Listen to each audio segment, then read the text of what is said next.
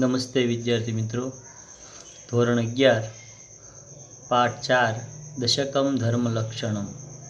વિદ્યાર્થી મિત્રો, આ પાઠની અંદર આપણે ધર્મના 10 લક્ષણો વિશે સમજવાનું છે. આપણે પ્રથમ સત્રની અંદર 1 થી 3 કાવ્ય અને 11, 12, 13 પાઠ અને થોડુંક સંસ્કૃત સાહિત્ય અને થોડુંક છે એ વ્યાકરણ, આવી રીતે બધી વાત સમજ્યા છીએ. આજે સંસ્કૃતનું ધાર્મિક સાહિત્યમાં જે આપણે પાઠ 4ની અંદર દશકમ ધર્મ લક્ષણમ એ પાઠ સમજવાનો છે. વિદ્યાર્થી મિત્રો,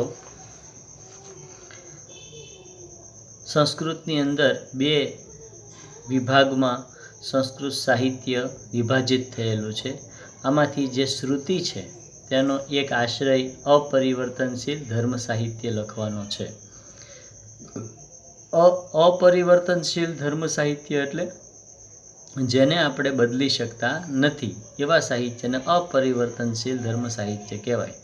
જેમ કે વેદ, ઉપનિષદ આ બધા અપરિવર્તનશીલ છે. એમાં આપેલી જે બાબતો છે એ કદી પરિવર્તિત થઈ શકતી નથી. આવા સાહિત્યમાં ઉપદેશેલી વિગતો ઉપર કોઈ કાળનો કે કોઈ દેશનો પ્રભાવ પડતો નથી. તે દરેક સમયમાં એનો પ્રભાવ પડતો હોય છે. આ રીતે જોતાં શ્રુતિશાસ્ત્રના વિધાનો સર્વકાલિક અને સાર્વભૌમિક છે. સર્વકાલિક એટલે દરેક કાળમાં પણ ઉપયોગી છે અને દરેક જગ્યાએ પણ ઉપયોગી છે. જ્યારે સ્મૃતિશાસ્ત્રમાં ઉપદેશેલી વિગતો એટલે કે જે બધા શાસ્ત્રો છે, પુરાણો છે, એ બધા સ્મૃતિશાસ્ત્ર છે. અહીં શ્રુતિ અને સ્મૃતિ એવા 2 શબ્દો આપ્યા. શ્રુતિ એટલે સાંભળીને, સ્મૃતિ એટલે યાદ રાખવાના જે શાસ્ત્રો છે તે. તો ક્યારેક એકબીજા કરતાં જુદા પણ હોઈ શકે છે. આમ છતાં સ્મૃતિશાસ્ત્રના મોટાભાગના વચનો કાયમી રીતે દરેક દેશમાં અને કાળમાં ઉપયોગી થાય તેવા હોય છે. આ પાઠના શીર્ષક તરીકે આપવામાં આવેલા શ્લોક પણ આવો જ છે. આ શ્લોકમાં ધર્મના 10 લક્ષણોનો ઉપદેશ છે. આ લક્ષણો એવા છે કે તેમના ઉપર કોઈ કાળ વિશેષ કે દેશ વિશેષની અસર પડતી નથી. આ રીતે આ ધર્મના 10 લક્ષણો છેવટે તો માનવ ધર્મના લક્ષણો બની રહે છે. તો વિદ્યાર્થી મિત્રો, આ ચોથા પાઠની અંદર ધર્મના 10 જે લક્ષણો છે એની વાત સમજાવવામાં આવી છે. ધૃતિ વગેરે ધર્મના જે 10 લક્ષણો અહીં ગણાવવામાં આવ્યા છે તેમની સમજ કેળવાય, તેમનું મહત્ત્વ ધ્યાનમાં આવે અને તેનું સ્વરૂપ દર્શન થઈ શકે તેવા અનેક હેતુઓથી બીજા 10 પદ્યો પણ સાથે મૂકવામાં આવ્યા છે. આ પદ્યો સંસ્કૃત સાહિત્યના જુદા જુદા ગ્રંથોમાંથી લેવામાં આવ્યા છે. એમની એ વિશેષતા છે કે સંસ્કૃત સાહિત્યના અનેક ગ્રંથોમાં પણ તે પ્રસંગોપાત રીતે ઉદ્ધૃત થતા રહ્યા છે, એટલે કે વ્યક્ત થતા રહ્યા છે. આ બધા પદ્યોને અનુષ્ટુપ છંદમાં લખેલા કહેવાય છે. તો વિદ્યાર્થી મિત્રો, પહેલો જે શ્લોક છે એની અંદર ધર્મના 10 લક્ષણો છે એ બતાવ્યા છે. ધૃતિ, ક્ષમા, દમોસ્તેયમ, શૌચમિન્દ્રિય નિગ્રહ, ધી વિદ્યા, સત્યમ, ક્રોધો, દશકમ ધર્મ લક્ષણમ. આનો અર્થ શું થાય કે જે ધર્મના 10 લક્ષણો છે એની વાત આ પાઠમાં સમજાવેલી છે. તો પહેલું લક્ષણ છે એ ધૃતિ. ધૃતિ એટલે ધીરજ. ધીરજ છે એ દરેક ક્ષેત્રમાં આપણે રાખવી પડે છે. બીજું ક્ષમા. ક્ષમા એટલે માફ કરવાની વૃત્તિ. કોઈ પણ વ્યક્તિનો ગુનો હોય એને માફ કરી દેવો. દમોસ્તેયમ અને દમ એટલે કોઈ પણ બાબત છે એના ઉપર હંમેશા પ્રયત્નપૂર્વક ઇન્દ્રિયોનો નિગ્રહ કરવો, એ પણ ધર્મ છે. બરાબર. અને શૌચમિન્દ્રિય નિગ્રહ. શૌચ એટલે પવિત્રતા એમાં હોવી જોઈએ. ઇન્દ્રિય નિગ્રહ, દરેક ઇન્દ્રિયોનો નિગ્રહ કરવો જોઈએ. આંખ, કાન, નાક, જીભ, ત્વચા આ બધી ઇન્દ્રિયોનો આપણે નિગ્રહ કરવો એટલે સંયમ કરવો, એને કંટ્રોલ કરવો. ધી વિદ્યા, બુદ્ધિ અને વિદ્યા. સત્ય, ક્રોધ અને હંમેશા સત્યનું આચરણ કરવું અને ક્રોધને છોડી દેવો. દશકમ ધર્મ લક્ષણમ, આ 10 ધર્મના લક્ષણ છે. આ પહેલા શ્લોકનું મેં તમને ભાવવાહી ભાષાંતર કર્યું, પણ હવે આપણે એને શબ્દસહ ભાષાંતર કરીએ. ધીરજ, ક્ષમા, દમન, ચોરી ન કરવી, તે શુદ્ધિ, ઇન્દ્રિયો ઉપર કાબુ, બુદ્ધિ, વિદ્યા, સત્ય અને ક્રોધનો અભાવ, આ 10 ધર્મના લક્ષણો છે. ચાલો હવે બીજો શ્લોક છે ધૃતિ. ધૃતિ એટલે ધીરજ. એ ધીરજ ઉપરની વાત પણ અહીં અનુષ્ટુપ છંદમાં વ્યક્ત કરવામાં આવી છે. ધૃતિર્નામ સુખે દુઃખે યયા નાપ્નોતિ વિક્રિયામ ત્વામ ભજેત સદા પ્રાજ્ઞો ય ઇચ્છેદ ગતિત્વાત્મન. ધૃતિ શબ્દનો અર્થ થાય છે ધીરજ, કે જેના દ્વારા ધીરજ પ્રાપ્ત કરેલી હોય છે તે સુખે દુઃખે યયા એટલે સુખ અને દુઃખમાં ન વિક્રિયમાન, તે વિકૃતિને પ્રાપ્ત કરતો નથી, તે સ્થિર રહે છે. ત્વામ ભજેત સદા પ્રાજ્ઞો, તે હંમેશા બુદ્ધિશાળી પુરુષ પોતાને ઈચ્છેત ગતિમાન, એટલે કે પોતાની પ્રગતિ હંમેશા ઈચ્છે છે અને એનું સેવન કરે છે. બુદ્ધિમાન માણસ પોતાની પ્રગતિ માટે હંમેશા ધીરજનું સેવન કરે છે. ફરી એકવાર, ધીરજ એટલે સુખ દુઃખમાં વિકૃતિને પ્રાપ્ત કરતો નથી. જે બુદ્ધિશાળી પુરુષ પોતાની પ્રગતિને ઈચ્છે તેણે હંમેશા તેનું સેવન કરવું જોઈએ. તો વિદ્યાર્થી મિત્રો, આપણે પણ એ બાબતનું ખાસ ધ્યાન રાખીએ કે કોઈ પણ બાબત છે એને આપણે થોડીક સંયમિત રીતે જોઈએ. ચાલો આગળ પછીની વાત જે છે બીજા શ્લોકમાં ક્ષમા. તો ક્ષમા એટલે માફ કરવાની વૃત્તિ. કોઈ પણ વ્યક્તિ છે એને આપણને દુઃખી કર્યા હોય છતાં પણ આપણે એને માફ કરી દઈએ. ક્ષમા ખડગ કરે યશ્ય કિમ કરિષ્યતિ દુર્જન અતૃણે પતિતો વન્હી સ્વયમેવોપશામ્યતિ. તો ક્ષમાવાળો વ્યક્તિ છે એને એના હાથમાં ખડગમ, ક્ષમા ખડગમ એટલે ક્ષમારૂપી તલવાર, કરે યશ્ય જેના હાથમાં છે, કર એટલે હાથ, જેના હાથમાં ક્ષમારૂપી માફીરૂપી તલવાર છે. કિમ કરિષ્યતિ દુર્જને, તો પછી દુર્જન માણસ એના માટે શું કરી શકવાનો? એ માફ જ કરી દેવાનો છે. તો અતૃણે પતિતો વન્હી, જે મેદાનમાં, જે આસપાસની જગ્યાઓમાં સૂકું ઘાસ જ ન હોય ત્યાં વન્હી અગ્નિ સ્વયમેવ પશ્યંતી, પોતાની મેળે જ ઓલવાઈ જાય છે. જો એનામાં અગ્નિ હોય તો એ જગે, પણ જો ઘાસ જ સૂકું ન હોય તો અગ્નિ એની મેળે ઓલવાઈ જવાનો છે. વેકરાની અંદર કદાચ સળગેલી દિવાસળી પડી હોય તો એ સળગતી નથી બહુ લાંબો સમય, એની મેળ ઓલવાઈ જાય. પણ રૂ ઉપર પડી હોય તો એનો ભડકો થાય. એમ જે ક્ષમા કરનારો વ્યક્તિ છે એનો સામે ગમે એટલો ક્રોધ કરનારો વ્યક્તિ હોય છતાં પણ એકદમ શાંત જ રહે છે. એટલે કીધું છે કે ક્ષમારૂપી તલવાર જેના હાથમાં છે તેનું દુર્જન કશું જ કરી શકે નહીં. ઘાસ વિનાની જગ્યામાં પડેલો અગ્નિ પોતાની મેળે જ ઓલવાઈ જાય છે. બરાબર?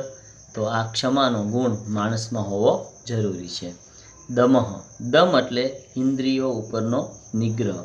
હંમેશા માણસે પોતાની ઇન્દ્રિયો ઉપર હંમેશા કાબુ રાખવો જોઈએ. તો શું કીધું છે? ન હસ્યતિ મહદર્થે વ્યસને ચ ન શોચતી સવે પરિમિત પ્રજ્ઞ ન દાંતો દ્વિજ ઉચ્યતે. ન હસ્યતિ મરહર્થે એટલે જેણે મોટા કાર્ય માટે કદી મહ અર્થે એટલે મોટા કાર્યને માટે હર્ષ પામતો નથી. બહુ સુખ આવી જાય તો એ હર્ષિત થઈ જાય નહીં, શાંત રહે. અને પછી કીધું વ્યસને ચ ન શોચ્યતિ, અને અહીં વ્યસન શબ્દનો અર્થ કોઈ વ્યસનની વાત નથી પણ આફતની વાત. આફતના સમયમાં શોક કરતો નથી. આફત આવે, મુશ્કેલી આવે તો એનું મગજ સ્થિર રહે છે. એટલે વ્યસન શબ્દનો અર્થ થાય આફત. ન વે પરિમિત પ્રજ્ઞ, ન વે પરિમિત પ્રજ્ઞ એટલે પ્રજ્ઞ એટલે પ્રજ્ઞાવાન વ્યક્તિ, બુદ્ધિમાન વ્યક્તિ છે તે ખરેખર દાંતો દ્વિજ ઉચ્યતે, તે દમનશીલ એટલે કે સંયમી દ્વિજ કહેવાય છે. દ્વિજ એટલે બ્રાહ્મણ કહેવાય છે. બ્રાહ્મણ એટલે કોઈ જ્ઞાતિ નથી. બ્રાહ્મણ એટલે જેનામાં સંયમ છે, જ્ઞાન છે, બીજાને સારા માર્ગે લઈ જવાની શક્તિ છે, એ બધા બ્રાહ્મણ છે. એટલે ન હસ્યતિ મરિહર્થે, જે મોટા કાર્યને માટે હર્ષ પામતો નથી, અને વ્યસને ચ ન શોચતી, જે આફતમાં પણ શોક કરતો નથી. સવે પરિમિત પ્રજ્ઞ, અને તે ખરેખર પ્રજ્ઞાવાન છે. તે દમનશીલ, તે દ્વિજ ઉચ્યતે, તે દમનશીલ એટલે કે સંયમી દ્વિજ એટલે કે બ્રાહ્મણ કહેવાય છે.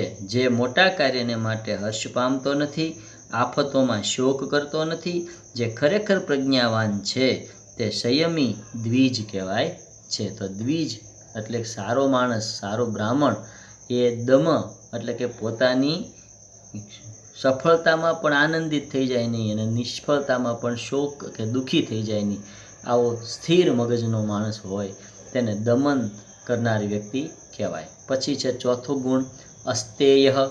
અસ્તેયમ એટલે ચોરી ન કરવી. એનો ગુણનો સંસ્કૃતનું ગુજરાતી થાય છે ચોરી ન કરવી.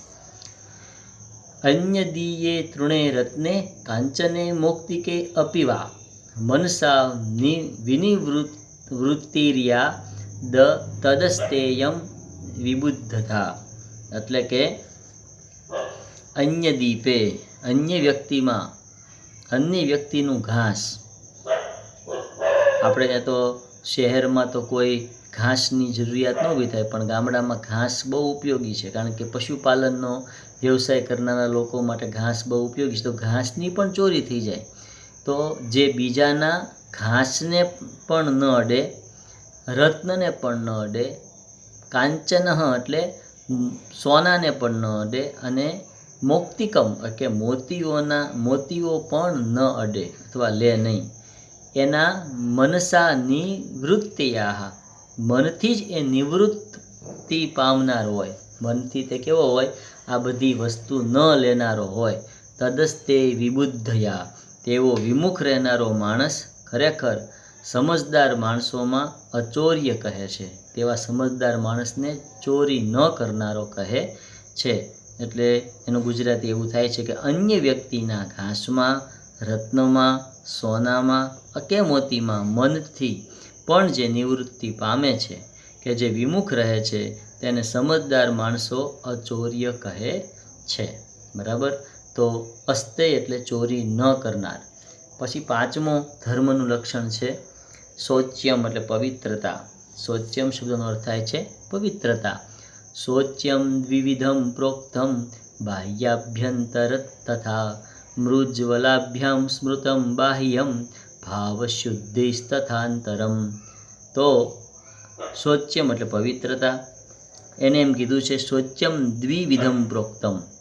શૌચ એટલે પવિત્રતા બે પ્રકારની કહી છે. બરાબર છે. શુદ્ધિ છે એ બે પ્રકારની કહી છે. પહેલી શુદ્ધિ બાહ્ય. બાહ્ય અને અભ્યંતરમ એટલે અંદરની શુદ્ધિ. માણસમાં બાહ્ય શુદ્ધિ પણ હોય અને અંતરની શુદ્ધિ પણ હોય.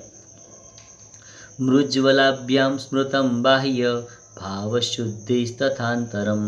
એટલે માટી અને જળ વડે બાહ્ય પ્રકારની અશુદ્ધિ દૂર થાય છે, જ્યારે ભાવશુદ્ધિ તથાંતરમ, ભાવની શુદ્ધિ છે અંદરથી દૂર થાય છે. ભાવ શુદ્ધિ તો અંદરથી સારી બને છે. શુદ્ધિ બે પ્રકારની કહેવાય છે, બાહ્ય અને અંદરની.